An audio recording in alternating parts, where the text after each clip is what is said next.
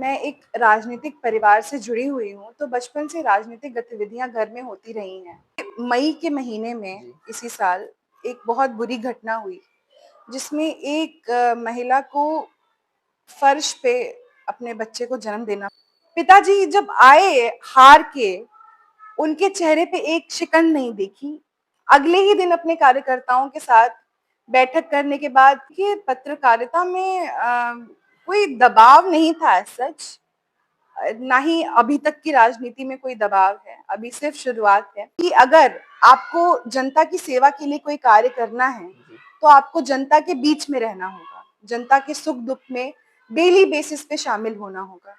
वही हमारे संगठन के भी संस्कार हैं, वही मेरे पिताजी के भी संस्कार हैं। लड़कियों को एक ही संदेश है, dream big, never be afraid of dreaming big. कभी भी बड़े सपने देखने से डरना मत।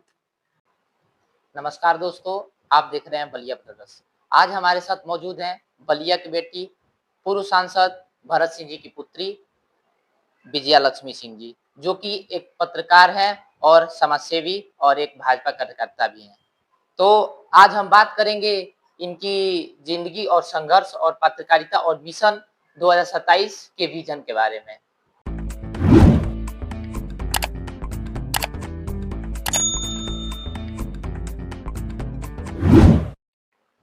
विजया लक्ष्मी सिंह जी, आपका स्वागत है हमारे यूट्यूब चैनल बलिया ब्रदर्स में। बहुत-बहुत धन्यवाद। अच्छा, सबसे पहले हम जानेंगे कि आपका बचपन कहाँ बीता और बलिया की मिट्टी से जुड़ी आपकी शुरुआती यादें कैसी रही हैं? मैं लखनऊ में पैदा हुई थी, पालन-पोषण लखनऊ में हुआ था। शुरुआती जीवन मेरा लखनऊ में ही बीता, लेकिन हर वर्ष, चाहे वो गर्मी की छुट्टियाँ हों या ठंडी की छुट्टियाँ हों या कोई तीज त्योहार हो, बलिया में गाँव पे लगातार मेरा आना-जाना रहता था। जी। गाँव से बहुत ही जुड़ाव रहा है क्योंकि मैं माता-पिता जी की इकलौती पुत्री रही हूँ। तो बचपन एक तरह से अकेले ही बीता है। जी। इसलिए गाँव आने के लिए बहुत उत्सुक रहती थी क्योंकि गाँव पे सभी भाई-बहन मिलते थे, सभी लोग मिलते थे। तो गाँव से बहुत ज़्यादा जुड़ाव रहा है। अच्छा, आपके पिताजी तो पूर्व सांसद रहे हैं, राजनीति का माहौल घर में शुरू से ही था। क्या बचपन से ही राजनीति को नज़दीक से देखने का मौका मिला है? अवश्य रूप से, क्योंकि घर पे हमेशा से राजनीतिक गतिविधियाँ होती रही हैं, तो करीब से देखने का मौका मिला है। लेकिन ये ज़रूर था कि उस समय उस चीज़ की गंभीरता नहीं समझ में आती थी। जी। आज वो चीज़ें जब सोच के देखती हूँ कि पहले क्या हो रहा था, अब समझ में आता है कि क्या उसका मायने था। तो बहुत करीब से देखने का मौका मिला है। 2007 में जब जब मुझे होश आया, तो 2007 में वो पहला चुनाव था जो पिताजी लड़े थे मेरे होश में। उसके बाद से तो चलता गया। जी।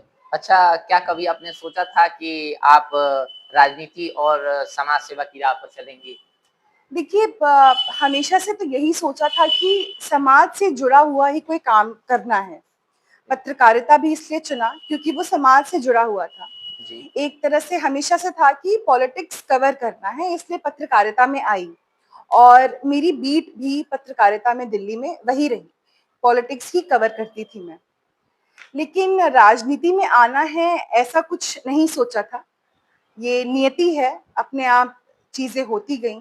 जी। अच्छा, ये बताइए कि आपका पढ़ाई कहाँ से शुरू हुआ? मेरी शुरुआत की पढ़ाई लखनऊ से हुई है और 10th तक की पढ़ाई करने के बाद 11th-12th मैंने दिल्ली से किया। उसके जी। बाद दिल्ली विश्वविद्यालय में क्योंकि ठीक-ठाक नंबर आ गए हाँ। थे, तो प्रवेश हो गया और उसके बाद पत्रकारिता की पढ़ाई Asian college of journalism Chennai से की। उसके बाद जॉब वगैरह पत्रकारिता में शुरू कर दिया। अच्छा, इस सफ़र ने आपको कितना बदला? पत्रकारिता का जो आप पढ़ाई की हैं, शुरू से पढ़ाई से और जब पत्रकारिता का पढ़ाई शुरुआत की, इस सफ़र ने आपको कितना बदला? सफ़र में बदला तो नहीं, काफ़ी एक्सपीरियंसेस मिले उस सफ़र में और क्योंकि शुरुआत के 16 साल सिर्फ लखनऊ में ही बीते, तो जब दिल्ली आने की बारी आई 2015 में, जी 11th-12th करने के बाद, जब पिताजी सांसद बने 2014 में, तो मेरे लिए थोड़ा-सा चैलेंजिंग था, क्योंकि आज से 10 वर्ष पहले दिल्ली और लखनऊ थोड़ा कल्चर में, रहन-सहन में, बात-विचार में थोड़े बहुत डिफरेंसेस थे। आज शायद वो डिफरेंसेस ना हो। तो स्टार्टिंग के लिए थोड़ा चैलेंजिंग था, लेकिन उसके बाद उसी में घुल-मिल गई और दिल्ली विश्वविद्यालय में चली गई। अच्छा, जब आपने CNN 18 जैसे चैनलों में काम किया, उस समय आपका कोई खास अनुभव हमारे श्रोताओं से साझा करेंगी? देखिए, टाइम्स नाउ, सीएनएन न्यूज़ 18 जैसे चैनलों में काम करने के बाद एक चीज़ यही मैं साझा करना चाहूँगी कि जो हमें दिखता है टेलीविज़न पे कि जी, सिंपली एक पत्रकार ए एक इंसान से कोई सवाल पूछ रहा है, या फिर कुछ भी हम विजुअल्स वगैरह जो भी देखते हैं, हमें काफ़ी सिंपल लगता है। अभी हम जो कर रहे हैं बातचीत, ये एक डिजिटल प्लेटफ़ॉर्म पे है। जी, हम मोबाइल के माध्यम से कर रहे हैं। लेकिन जो टीवी में होता है, एक चीज़, छोटी चीज़ के लिए भी एक बहुत बड़ी आर्मी लगती है, बहुत बड़ी ब्रिगेड लगती है।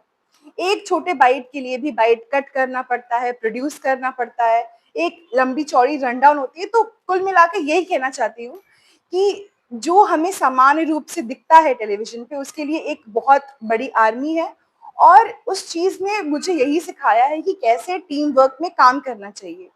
और आज कहीं न कहीं वो चीज़ मेरी मदद कर रही है सार्वजनिक जीवन में। अच्छा, पत्रकारिता करते-करते आपको समाज की गहरी समझ मिली होगी। कब लगा कि अब सीधे राजनीति, सामाजिक कार्यों में उतरना चाहिए? देखिए, मैंने आपको जैसे कि कुछ देर पहले भी बताया, हमेशा से ऐसा ही कुछ करना था, समाज से जुड़ा हुआ ही कोई कार्य करना था। क्योंकि बलिया से हमेशा से एक जुड़ाव रहा है, गाँव से जुड़ाव रहा है। तो ये थॉट अपने आप में एक बड़ा इंस्पिरेशन था कि क्यों ना अपने ही धरती पे रह के, अपने ही बलिया बैरिया में रह के कोई कार्य किया जाए, जी, और इससे बेहतरीन कार्य कुछ नहीं हो सकता। मैं दिल्ली में बहुत अच्छी नौकरी करती थी। मेरा हाँ, दूसरों की तरह मैं भी ये कर सकती थी कि नौकरी करते हुए 2-3 दिन महीने में 2-4 दिन आऊँ पर्यटन पे, फ़ोटो शूट करवा के वापस चले जाऊँ अपनी दिल्ली। जी, लेकिन पिताजी के संस्कार और हमारे संगठन के यही संस्कार हैं कि अगर आपको जनता की सेवा के लिए कोई कार्य करना है, जी। तो आपको जनता के बीच में रहना होगा। जनता के सुख-दुख में डेली बेसिस पे शामिल होना होगा। वही हमारे संगठन के भी संस्कार हैं, वही मेरे पिताजी के भी संस्कार हैं। तो इसलिए ये सोचा कि अपनी नौकरी छोड़ के पूर्ण रूप से बैरिया बलिया की सेवा में लग जाऊँ। अच्छा, आपने बलिया के सोनबरसा सीएचसी में एक महिला के खुले आसमान के नीचे बच्चे को जन्म देने के बाद अस्पताल पर धरना दिया था। उस वक़्त आपको कैसा महसूस हुआ? देखिए, मई के महीने में जी, इसी साल एक बहुत बुरी घटना हुई, जिसमें एक महिला को फर्श पे अपने बच्चे को जन्म देना पड़ा, क्योंकि वहाँ पे कोई डॉक्टर, कोई स्टाफ मौजूद नहीं थे। जी, तो वहाँ पे एक ऐसी प्रैक्टिस चल रही थी कि अगर रात को कोई इमरजेंसी केस आता है, स्पेशली 2 बजे दिन के बाद से ही वो बंद हो जाता था, जो हॉस्पिटल है। तो रात को भी या कभी भी कोई इमरजेंसी केस आता है, तो एम्बुलेंस वाला ड्राइवर जाएगा, डॉक्टर को उनके घर घर से नींद से जगाएगा, डॉक्टर आएँगे फिर देखेंगे। इसी पूरे प्रोसेस में उस महिला को उस चीज़ का सामना करना पड़ा, और फर्श पे ही अपने बच्चे की डिलीवरी करनी पड़ी। जी। हम किस ज़माने में जी रहे हैं आज भी कि उस महिला को वो करना पड़ा, फर्श पे डिलीवरी करनी पड़ी। ये एक महिला होने के नाते स्पेशली मुझे इस बात से बहुत कष्ट हुआ। हम लोग गए वहाँ पे, हम 7-8 घंटे बैठे, और हमारी यही माँग थी कि जो-जो ड्यूटी पे था, उनको हटाया जाए। जी, इसमें आपने पूछा महसूस क्या हुआ, तो कष्ट के अलावा क्या महसूस होगा? जी। अच्छा, ये बताइए, उस घटना के बाद जनता की प्रतिक्रिया और प्रशासन का रवैया कैसा रहा? देखिए, उस घटना के बाद जब मैं धरना दे रही थी वहाँ पे, जी, मैं तहे दिल से शुक्रिया करूंगी अपने बैरिया के लोगों का, जो वो उस दिन अपनी बेटी के साथ खड़े रहे एक महिला के सम्मान के लिए। जी, रही बात प्रशासन की, तो इसमें मैं अस्पताल एडमिनिस्ट्रेशन की बात करूंगी। कुछ देर तक तो उनके कान में रुई थी, लेकिन जब उन्होंने जनता का हाव-भाव देखा, देखा कि जनता बिना किसी एक्शन के जाएगी नहीं यहाँ से, जी। तो सीएमओ साहब आए और उचित कार्रवाई की उन्होंने। आपने मिशन 2027 की बात की है, यह मिशन क्या है? और बलिया की सबसे बड़ी समस्या स्वास्थ्य, शिक्षा, बेरोजगारी, बाढ़ आपदा जैसे समस्याओं का आप हल करना कैसे चाहेंगे? देखिए, हमारे संगठन में जी, सिर्फ एक ही मिशन है, वो है जनता की सेवा। जी, और बात रही 2027 की, तो 2027 से आपका मतलब है कि 2027 में आने वाले चुनाव। चुनाव, हाँ, चुनाव बात की बात है, अगर संगठन चाहेगा, पार्टी चाहेगी, तो मजबूती से लड़ेंगे, जी, अच्छे से लड़ेंगे। लेकिन हमारा मिशन सिर्फ एक ही है, वो है जनता की सेवा।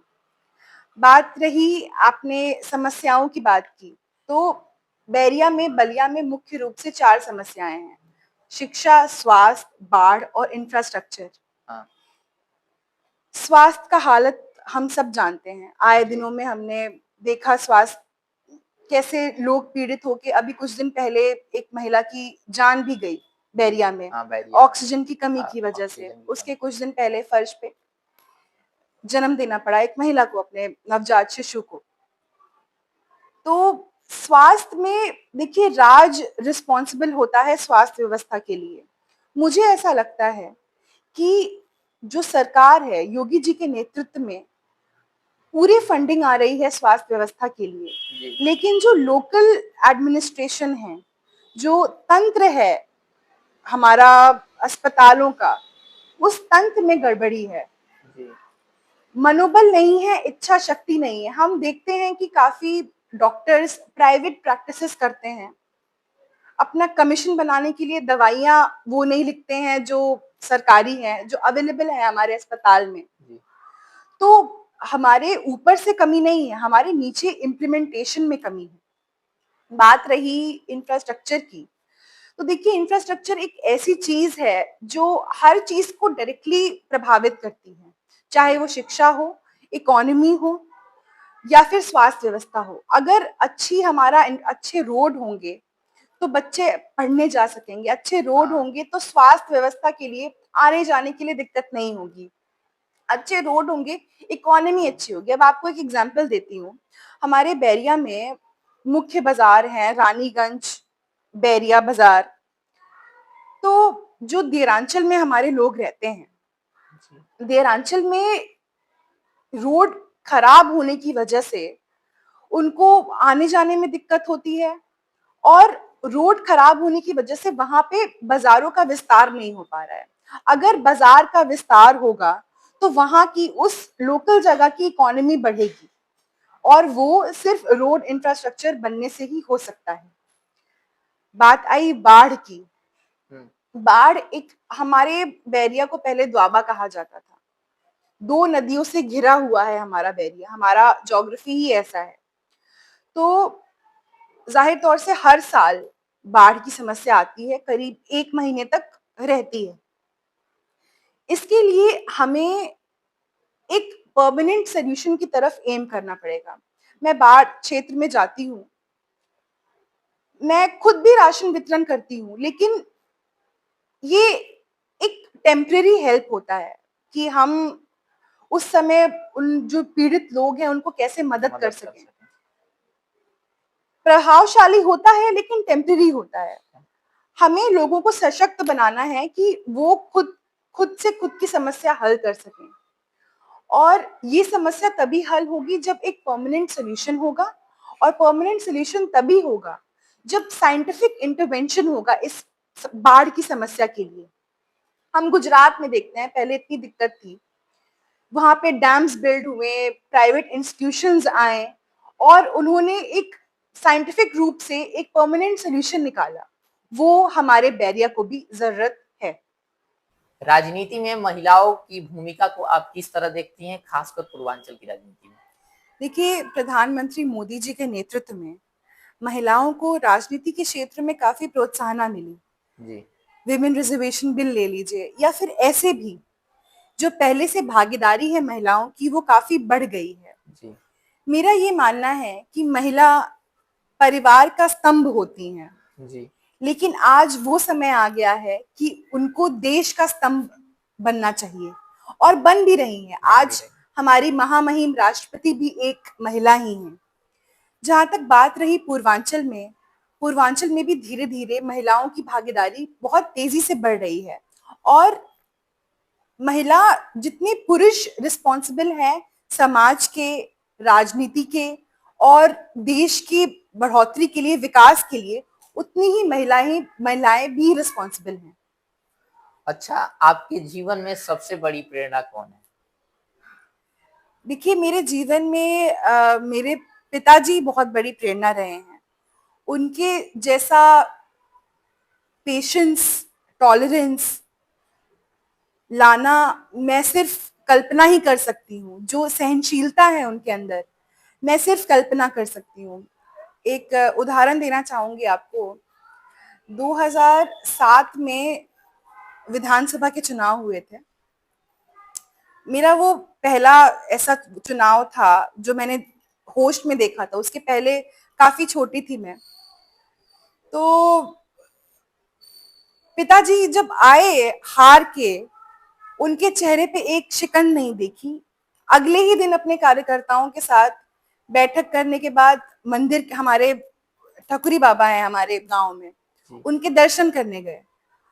तो उस समय मुझे बहुत हिट हुआ था कि ऐसा ही बनना है। अच्छा। ऐसा मतलब इतनी ज्यादा टॉलरेंस, इतना ज्यादा सहनशीलता सिर्फ कल्पना कर सकते हैं और इनके अलावा कोई प्रेरणा हो नहीं सकता।